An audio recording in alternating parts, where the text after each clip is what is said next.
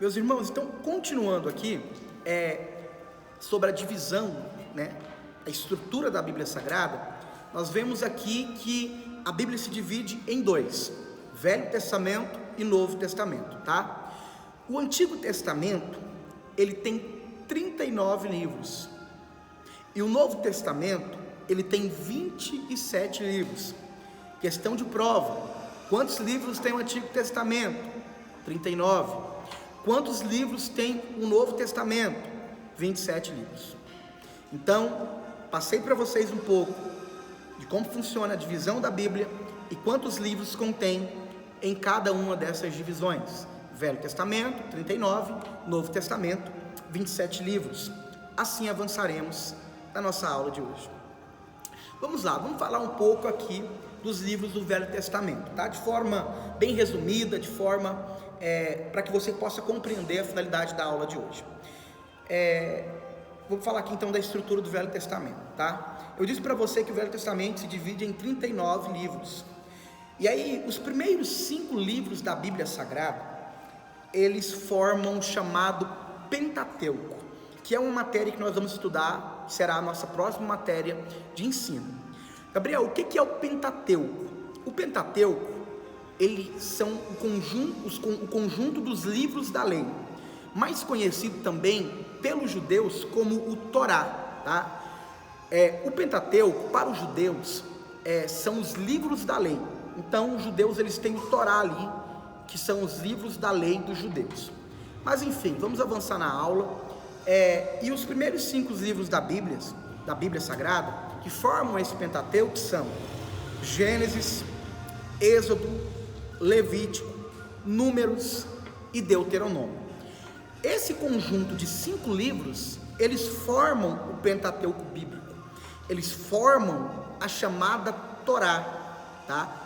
Que são os livros da lei. E eu não vou me aprofundar muito na questão do Pentateuco, porque a gente vai estudar essa matéria mais à frente, tá bom?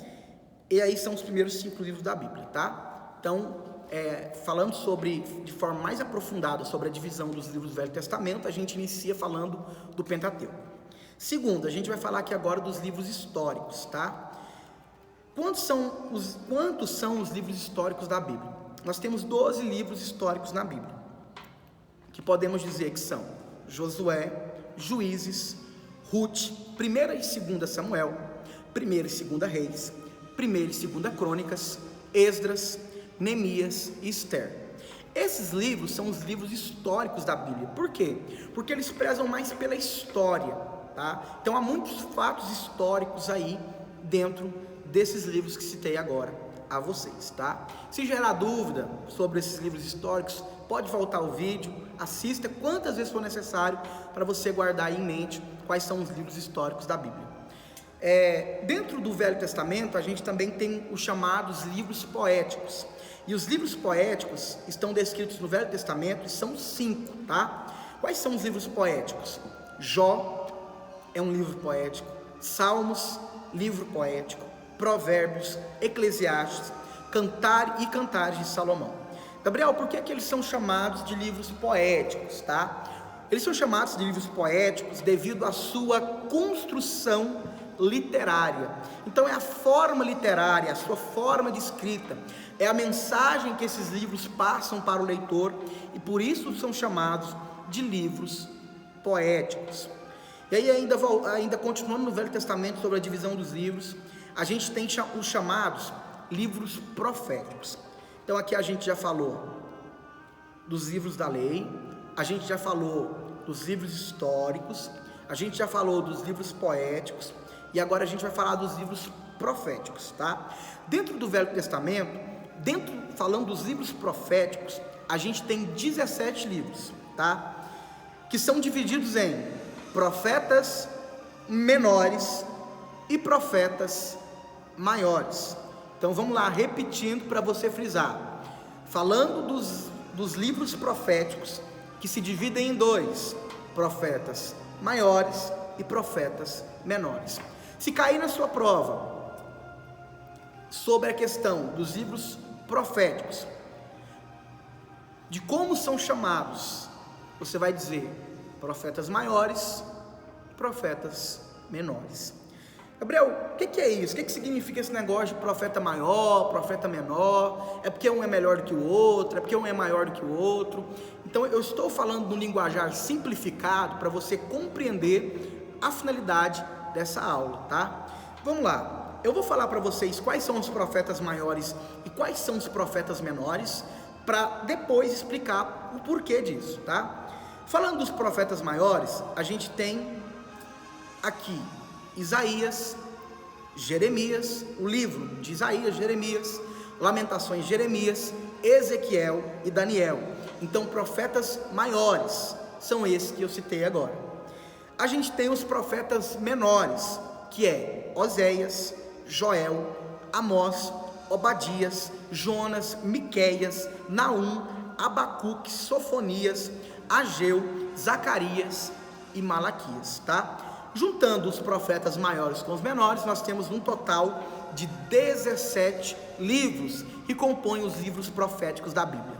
Agora a dúvida, Gabriel, por que profetas maiores e por que profetas menores? Os profetas maiores são melhores porque eles são maiores? Os profetas menores são pequenos, por isso são chamados de profetas menores? Veja bem, quando nós falamos de profetas maiores e menores, nós não vamos levar para o sentido literal do texto, maior de grande, menor de pequeno. Nós vamos levar nesse sentido, tá? A Bíblia, né, a questão teológica de dizer que é maior ou menor, não é no sentido de exaltar, por exemplo, Isaías, que é um profeta maior, e diminuir Oséias, que é um profeta menor, de forma nenhuma, tá? Eles são chamados de profetas, divididos na verdade, de profetas maiores e menores, devido ao volume de escritas, e não a importância de cada um. Cada profeta teve importância no seu cenário, no seu contexto. Por exemplo, Isaías foi importante para a sua época, assim como Oséias foi importante para a sua época. Daniel foi importante para a sua época, assim como Amós, Obadias, Jonas foram importantes para o seu tempo. Então, quando a gente se refere maior ou menor, nós não vamos levar no sentido literal da frase, maior de grande, menor de pequeno, mas nós vamos levar na questão das escritas, tá? Das escritas proféticas, tá? E não a importância de cada um. Eu acredito que tenha ficado aí claro essa questão para você, tá bom? Então, eu detalhei de forma aqui resumida os livros do Velho Testamento, livros da lei, livros poéticos, históricos e proféticos, e a divisão de cada um deles, tá? Sabendo que vai ter questão de prova no vídeo que vocês estão assistindo. Então, muito foco, muita atenção, e até mesmo para ver se você conseguiu assistir o vídeo até o final, porque a gente vai colocar a questão de prova, tá? Vamos falar aqui um pouco e detalhar um pouco para você, de forma resumida, um pouco do Novo Testamento, tá? Gabriel, e aí? O Novo Testamento, como é que funciona? Quantos livros são? Falando aqui da matéria de bibliologia. O Novo Testamento, ele possui 27 livros, tá? Foi escrito em grego, mas não no grego clássico da época, ali que a gente conhece, tá? Foi escrito no grego coloquial, que é o grego falado pelo povo. E aí a gente vai falar a seguir da classificação aí dos livros do Novo Testamento, tá bom? Vamos falar aqui do tópico livros biográficos, tá? Os livros biográficos do Novo Testamento são os 4 evangelhos. Quais são os quatro evangelhos que conhecemos? Mateus, Marcos, Lucas e João. Os primeiros 3 são conhecidos como evangelhos sinópticos, devido ao seu paralelismo. Gabriel, que negócio é esse que você está falando? O que é evangelhos sinópticos, né? Talvez você já ouviu essa questão dos evangelhos sinópticos, né? Quando a gente vai lá no Novo Testamento, a gente abre a Bíblia no livro de Mateus. Você lê Mateus. Aí você abre a Bíblia no livro de Marcos. Você lê o Marcos. Você vai encontrar semelhanças nas escritas, ou histórias que quase se repetem. Se você abre a Bíblia em Mateus, Marcos e Lucas, você vai encontrar histórias quase repetidas. E aí você pergunta, mas por quê? E aí nós encontramos aqui os evangelhos sinópticos, tá? Por causa da semelhança ou seu paralelismo, ou seja, a sua semelhança entre esses evangelhos. Sabendo que os evangelhos sinópticos são somente 3, Mateus, Marcos e Lucas, que têm a sua semelhança na escrita, na história. Gabriel, mas por que esses evangelhos, vamos dizer aqui no nosso linguajar mesmo, por que eles parecem em alguns momentos ser repetidos? Por que as suas histórias em alguns momentos muda alguma coisinha, mas se repete, tá? Cada evangelho, ele foi escrito na época, segundo a história teológica, para um tipo de público diferente. Então, tem aquele evangelho que foi escrito para o romano, tem aquele evangelho que foi escrito especificadamente para o judeu, enfim, dando um exemplo para você aqui. Por isso que Mateus, ele escreveu o evangelho de Mateus para um público específico, Marcos para um público específico, Lucas para um público específico. Tem semelhança? Tem, mas foi para um público específico. Alguns detalharam mais a história, outros resumiram ela. Por exemplo, se você ler lá em Marcos, você vai ver que está bem resumido algumas coisas. Mateus já está mais detalhado. Por quê?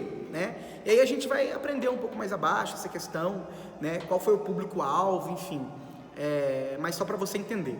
Então, se cair na sua prova, quais foram não, vamos dizer quais são os considerados evangelhos sinópticos, Mateus, Marcos e Lucas, descritos no Novo Testamento. Vamos avançar aqui. A gente tem também a parte histórica, tá? Então a parte histórica não é somente no Velho Testamento, não. A gente tem parte histórica, e muita parte histórica, por sinal, no Novo Testamento, tá? E aí a parte histórica, a maior parte histórica, vamos dizer assim, do Novo Testamento é o livro de Atos dos Apóstolos. Por quê? O livro de Atos dos Apóstolos, ele tem a finalidade de registrar a história da igreja primitiva, sua vida e a propagação do Evangelho. Então nós podemos dizer assim, nessa aula, que o livro de Atos, ele é um livro que mostra a expansão da igreja sobre o mundo, as perseguições, o primeiro mártir também está escrito ali, o primeiro mártir, que foi Estevão, que foi morto, apedrejado por pregar o Evangelho de Deus, de Jesus. Nós vemos ali o dia de Pentecostes, nós vemos ali as viagens missionárias de Paulo, nós vemos ali milagres acontecendo sem a presença física do Mestre Jesus. Nós vemos se cumprir em Atos tudo aquilo que Cristo havia feito no seu ministério terreno, falando aqui de forma fisicamente, mas agora o que estava com eles era o Espírito de Deus. Então, deixar registrado para você que o livro histórico, na sua maioria no Novo Testamento, é o livro de Atos dos Apóstolos. A gente tem também as epístolas, e aí a gente passa o livro de Atos para frente, e aí detalhando para você o Novo Testamento, a gente tem as epístolas. Gabriel, são quantas epístolas? Nós temos 21 epístolas no Novo Testamento, ou podemos dizer melhor, cartas. Pode dizer epístola, pode dizer carta, que são ou que contém a doutrina da igreja que é dada pelos apóstolos para o povo da época. Então, as 21 cartas ou as 21 epístolas formam ali a doutrina, o modo de vida da igreja, as exortações, enfim, as mensagens que eram dadas às igrejas da época, tá? Vamos lá. Então, são 21 cartas, tá? Que são enviadas, 21 epístolas. E aí 9 dessas epístolas são dirigidas às igrejas: Romanos, 1ª e 2ª Coríntios, Gálatas, Efésios, Filipenses, Colossenses, 1ª e 2ª Tessalonicenses. 4 são dirigidos aos individuais. Então a gente tem no Novo Testamento cartas que são dirigidas às pessoas individuais? Sim. Quais são? 1ª e 2ª Timóteo. É bem interessante dizer aqui que 1ª e 2ª Timóteo, ela é uma carta individual propriamente dirigida àquele jovem pastor. Se você, eu vou até deixar uma dica para você que está assistindo esse vídeo, é estudar a carta de 1ª e 2ª Timóteo, que é uma carta muito extraordinária, aonde o apóstolo ele está doutrinando o jovem pastor como agir diante da igreja, como agir na vida pessoal, e é muito bonita a carta de 1ª e 2ª Timóteo.